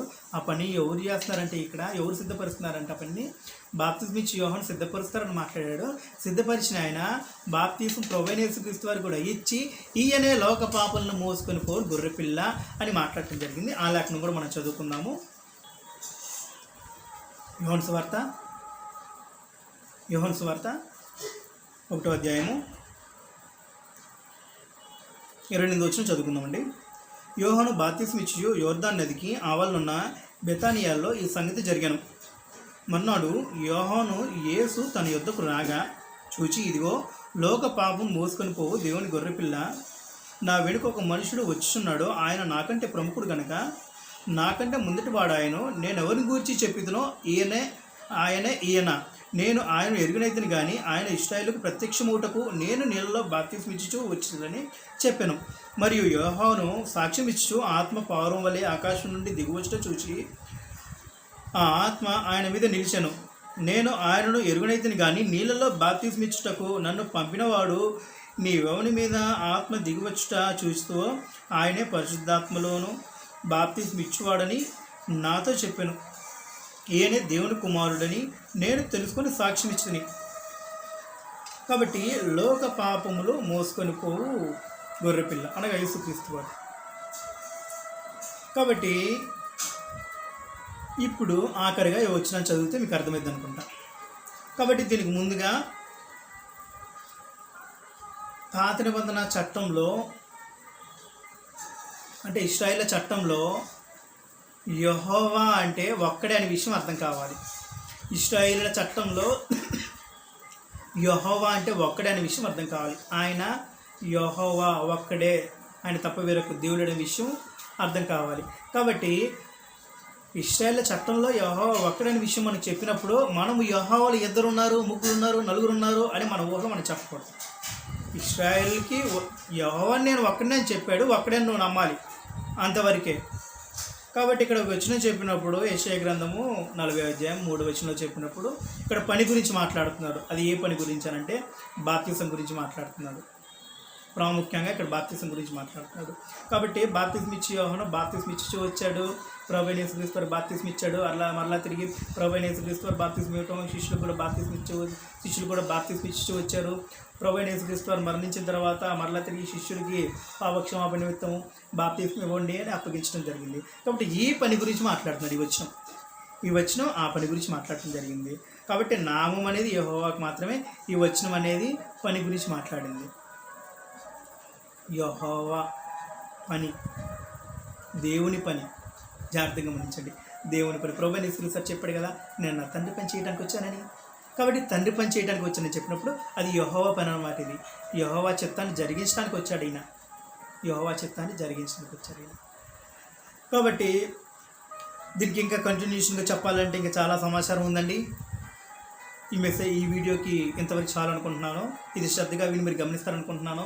ఇంకా మీకు సందేహాలు ఏమైనా ఉంటే మీరు కామెంట్ రూపంలో తెలియజేసినట్లయితే ఇదే కంటిన్యూషన్గా ఇంకా చాలా విషయాలు చెప్పొచ్చు, ఇంకా వివరించవచ్చు. ఇంతవరకు సరిపోయింది అనుకుంటున్నాను. ఇంకా వివరించవచ్చు. కాబట్టి కాదంటే మాకు ఇంకా కావాలంటే సమాచారం అనుకుంటే ఇంకా సమాచారాన్ని మీ ముందు నేను వెల్లడిపరుస్తాను. కాబట్టి శ్రద్ధగా విన్నారనుకుంటున్నాను. రత్నకిషోర్ గారు మీరు కూడా గమనించండి. రత్నకిషోర్ గారి దగ్గర ఉండి నేర్చుకునే వాళ్ళకు మీరు కూడా గమనించండి. యెహోవా అనే నామము అది యెహోవా దేవుడని ఆయనకు మాత్రమే ఆ నామం కలదు. ఆయన పితరుల దేవుడిగా పిలువబడిన ఆయన పరమందున్న దేవ సింహాసీనుడై ఉన్న దేవుడని మీరు జాగ్రత్తగా గమనించాల్సిన అవసరం ఉంది. ఇశ్రాయేలుడు యెహోవా ఒక్కడే నమ్ముతారు. కాబట్టి ఇక్కడ ఈ వచనంలో రాసినప్పుడు ఇశ్రాయేలీయులకి ఈ లేఖనం తెలుసు. ఇశ్రాయేలుకి లేఖనం తెలియకుండా ఏం లేదు. ఇశ్రాయేలుకి లేఖనం తెలుసు కాబట్టి మరలా తిరిగి కొత్త నిబంధన గ్రంథంలో ఆ యొక్క సువార్తలు రాసేటప్పుడు అవి కూడా రాయటం జరిగింది. కాబట్టి వారు యెహోవా అని అనుకోవట్లా. యెహోవా అని అనుకున్నట్లయితే మత్తయి సువార్తలో యెహోవా అని అనుకున్నట్టయితే యేసుక్రీస్తు వారికి మత్తయి గారు యెహోవా అని రాసేవారు. అక్కడ మార్కు గారు యెహోవా అని అనుకున్నట్టయితే యెహోవా అని రాసేవారు. యోహాను గారు యెహోవా అని అనుకున్నట్టయితే యెహోవా అని రాసేవారు కాదు. కాబట్టి వాళ్ళు అలా రాయలా. తండ్రి అయిన దేవుడు అలా రాయించలా. ఆయనకు ఆ నామం లేదు కాబట్టే తండ్రి అయిన దేవుడు. మొదట గమనించాలి మీరు, బైబిల్ గ్రంథం రాయించింది తండ్రి అయిన దేవుడు. ఇక్కడ ఇలా ఎందుకు రాయించాడు, అక్కడ అలా ఎందుకు రాయించాడు అంటే ఇక్కడ పని గురించి మాట్లాడుతున్నాడు. ఇక్కడ వివరణ ఇచ్చాడు, ఇక్కడ పని గురించి చెప్పాడు.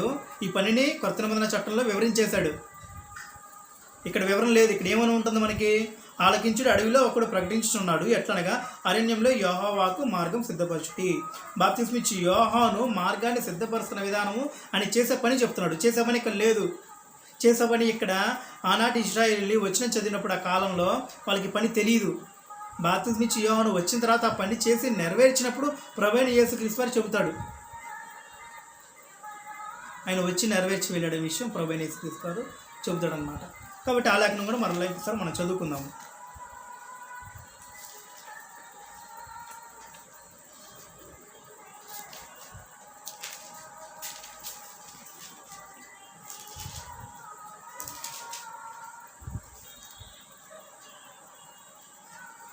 బాప్తిస్మ ఇచ్చే యోహాను చెరసాలలో ఉంటాడు. సందర్భం, బాప్తిస్మ ఇచ్చే యోహాను చెరసాలలో ఉంటాడు. చెరసాలలో ఉన్నప్పుడు తన శిష్యుల్ని ప్రభువైన యేసుక్రీస్తు వారి దగ్గరికి పంపిస్తాడు. ప్రభువాడు నీవేనా, వేరొకరి కోసం నీకు కనిపెట్టుకుని ఉండాలా అని పంపిస్తాడు. కాబట్టి చదువుకుందాం అట్లా లేఖనం మనం ఒకసారి. లోకసువార్త 7వ అధ్యాయము 18వ వచనం నుంచి. యోహాను శిష్యులు ఈ సంగతులన్నింటినీ అతనికి తెలియజేసిరి. కాబట్టి మనం 16వ వచనం నుంచి చూద్దామండి ఒకసారి. అందరూ భయక్రాంతులై మనలో గొప్ప ప్రవక్త బయలుదేరి ఉన్నాడని, దేవుడు తన ప్రజలకు దర్శనం అనుగ్రహించి ఉన్నాడని దేవుని మహిమపరిచి ఆయన గూర్చి ఆ సమాచారం యూదేయం అంతటా చుట్టుపట్ల ప్రదేశమంతటా వ్యాపించను. యోహాను శిష్యులు ఈ సంగతులను గూర్చి విని యేసుక్రీస్తు వారి గురించి విన్నారనమాట. యోహాను శిష్యులు ఏమని, సూచక్రియలు, మహత్కార్యాలు, అద్భుతాలు ఇవన్నీ జరుగుతున్నాయి కాబట్టి వెళ్ళి మనం అర్జెంటుగా యోహానుకి తెలియచేయాలని యోహాను శిష్యులు యోహాను దగ్గరికి వెళ్ళారు. వెళ్ళి తెలియజేస్తున్నారు. ఇప్పుడు యోహాను శిష్యులు ఈ సంగతులన్నీ అతనికి తెలియజేసి అంతటి యోహాను తన శిష్యులతో ఇద్దరిని పిలిచి, రాబోవాడు నీవేనా? మేము మరి ఒకని కొరకు కనిపెట్టుకునే వాళ్ళని మరి ఒకని కొరకు కనిపెట్టవలనా అని అడుగుటకు వారిని ప్రభువు వద్దకు పంపాను. ఆ మనుషులు ఆయన యొద్దకు వచ్చి, రాబోవాడు నీవేనా, లేక మరి ఒకని కొరకు మేము కనిపెట్టవలనా అని అడుగుటకు బాప్తిస్మిచ్చి యోహాను మమ్మను నీ యొద్దకు పంపెనని చెప్పిరి. కాబట్టి బాప్తిస్మిచ్చి యోహాను ప్రభువైన యేసుక్రీస్తు వారి దగ్గరికి పంపించాడు. అయ్యా, రాబోవాడి నీవేనా, లేక మేము వేరొకరి కోసం కనిపెట్టుకొని ఉండాలా, మమ్మల్ని బాప్తిస్మిచ్చి యోహాను పంపించాడయ్యా అని ప్రభువైన యేసుక్రీస్తు వారితో మాట్లాడారు. కాబట్టి మాట్లాడినప్పుడు ఆ గడియలోనే ఆయన రోగములను, బాధలను, అపవిత్రాత్మ గల అనేకులను స్వస్థపరిచి చాలామంది గుడ్డి వారికి చూపు దయచేసెను. అప్పుడు ఆయన సందర్భం శిష్యుల బాప్తిస్మిచ్చి యోహాను శిష్యుల ముందు కూడా సూచక్రియలు జరుగుతుంది అన్నమాట. ఇక్కడ మీరు వెళ్ళి కన్నవాటిని, విన్నవాటిని యోహానుకు తెలుపుడి.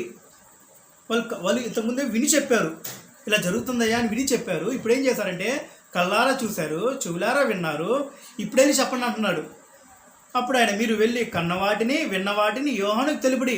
గుడ్డివాడు చూపు చూచున్నారు, కుంటివారు నడుచుచున్నారు, కుష్ఠరోగులు శుద్ధి గలవారు ఉన్నారు, చెవిటివారు వినిచున్నారు, చనిపోయిన వారు లేపబడుచున్నారు, బేదలకు సువార్త ప్రకటింపబడుచున్నది.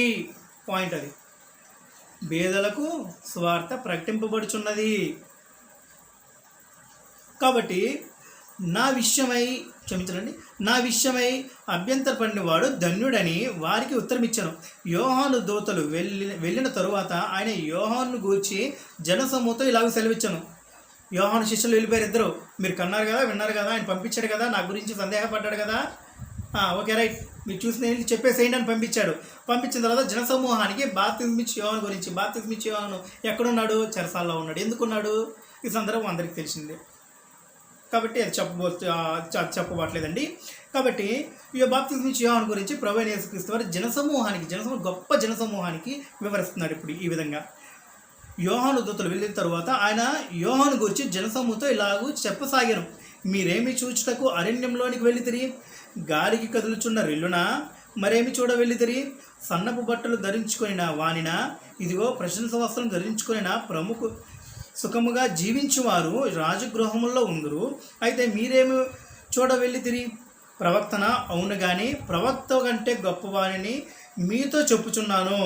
మీరు బాప్తిస్మిచ్చి యోహాను దగ్గరికి వెళ్ళారు కదా, అరణ్యంలోనికి మీరు బాప్తిస్మిచ్చి యోహాను దగ్గరికి వెళ్ళారు కదా, ఆయనకంటే గొప్పని నేను చెబుతున్నా వినండి అంటున్నాడు ఆయన.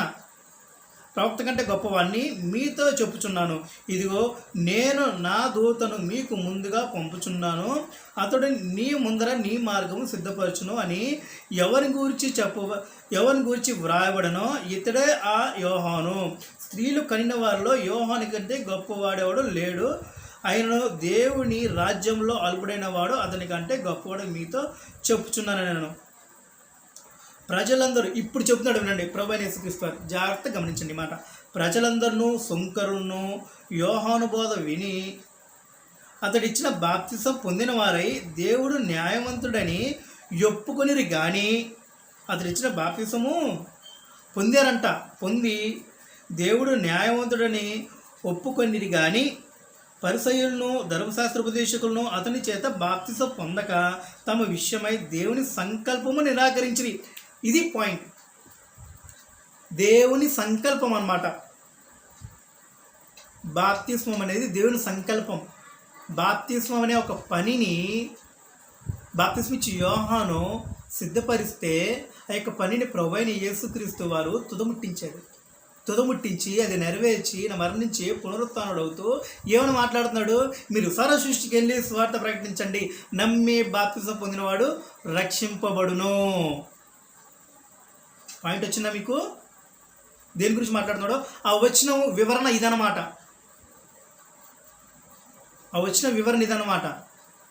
యెషయా గ్రంథం 40:3 వివరణ ఇదన్నమాట. అక్కడ ఉంది బాప్తిస్మిచ్చి యోహాను గురించి మాత్రమే. ఆయన ఏం చేశాడో ఉందన్నమాట. ఆయన ఏం చేశాడో క్రొత్త నిబంధన చట్టం మనకు చెప్తుంది. క్రొత్త నిబంధన సువార్త పత్రికలు మనకు చెప్తాయి అనమాట. ఆయన ఏం చేశాడు అనేది. ఏం చేస్తాడంటే బాప్తిస్మ ఇచ్చుచూ వచ్చాడు. బాప్తిస్మ ఇచ్చుచూ వచ్చి ప్రభువైన యేసుక్రీస్తు వారు కూడా బాప్తిస్మ ఇచ్చి ఆయన పని సిద్ధపరుస్తాడు. ప్రభువైన యేసుక్రీస్తు వారిని పనికి సిద్ధపరుస్తాడు. కాబట్టి ఆయన పనిలో ప్రారంభమవుతాడు. ఆయన కూడా బాప్తిస్మ ఇచ్చుచూ వస్తాడు. కాబట్టి ఇక్కడ ఏమని చెప్తున్నాడు, ప్రభువైన యేసుక్రీస్తు వారు పరిసయ్యులు ధర్మశాస్త్రోపదేశకులను అతని చేత బాప్తిస్మము పొందక తమ విషయమై దేవుని సంకల్పమును నిరాకరించింది. ప్రభువైన యేసుక్రీస్తు వారు తన నోటితో చెప్పే మాట ఇది, బాప్తిస్మం నిరాకరించింది. కాబట్టి అది మాట్లాడుతుంది బాప్తిస్మం అనే పని గురించి. ఇంకా అనేకమైనవి ఉన్నాయి, అవన్నీ కూడా వివరించాల్సిన అవసరం లేదు అనుకుంటే ఇంకా మీకు అర్థమైంది అనుకుంటున్నాను. కాబట్టి నామము అనేది యెహోవాకు మాత్రమే, యేసుక్రీస్తు వారికి కాదండి. అక్కడ నామం అని వాడింది, యెహోవా పని గురించి మాట్లాడాడు. అక్కడ పని గురించి మాట్లాడాడు. ఆ పని బాప్తిస్మ ఇచ్చి యెహోవాను చేస్తాడని, అది సిద్ధపరుస్తాడని మాట్లాడాడు. అక్కడ సిద్ధపరిచినప్పుడు ఆ పనిని చేసి తుదముట్టించేది యేసుక్రీస్తు వారిని క్రొత్త నిబంధన చట్టంలో మనకు తెలియజేసింది. కాబట్టి గ్రంథంలో కొంచెం అచ్చట కొంచెం ఇష్టం ఉంటుంది. కాబట్టి లేఖనాన్ని మనము శ్రద్ధ కలిగి పరిశీలన చేయాల్సిన అవసరం ఉందండి. కాబట్టి మీకు ఏమైనా సందేహాలు ఉంటే కామెంట్స్ రూపంలో తెలియజేయండి, ఇబ్బంది ఏం లేదు. అలాగే మన ఫోన్ నెంబర్ కూడా దీంట్లో యాడ్ చేయడం జరిగింది. ఈ ఫోన్ నెంబర్ కూడా మీరు కాల్ చేసి ఏమైనా సందేహాలు ఉంటే అడగచ్చు. కాబట్టి దీనికి ముందు ఒక వీడియో చేయడం జరిగిందండి. ఆ వీడియోని కూడా మీరు చూసి ఈ వీడియో చూస్తేనే మీకు ఈ పూర్తి వివరణ అనేది వస్తుంది. లేదంటే మాకు ఇంకా దీని గురించి ఇంకా కావాలండి సమాచారము అని అన్నారనుకో, ఇంకా అర్థమైంది అనుకుంటున్నాను ఇంతవరకు. ఇంకా సమాచారం కావాలనుకోండి, ఇంకా సమాచారం కావాలంటే ఇంకా సమాచారం కూడా తెలియజేయడం జరుగుతుంది. కాబట్టి పని గురించి మాట్లాడుతున్నాడు, బాప్తిసం గురించి మాట్లాడుతున్నాడు. ఇక్కడ ప్రాముఖ్యంగా బాప్తిసం గురించి మాట్లాడుతున్నాడు. కాబట్టి అది దేవుని సంకల్పమై ఉన్నది. సహోదరుడు రత్నకిషోర్ గారు, మీరు కూడా శ్రద్ధగా గమనించాల్సిన అవసరం ఉందండి. ప్రభువైన యేసుక్రీస్తు వారి పేరట మిమ్మల్ని హెచ్చరించడం జరుగుతుంది. దయచేసి మీరు మీ యొక్క బోధన మార్చుకొని సరైన మార్గంలో వెళ్ళాల్సిందిగా ప్రభుపేట మనం చేస్తున్నాము. ఈ యొక్క వీడియోని వీక్షిస్తున్న మీ అందరికీ కూడా మన ప్రభువైన యేసుక్రీస్తు నామమున వందనాలు.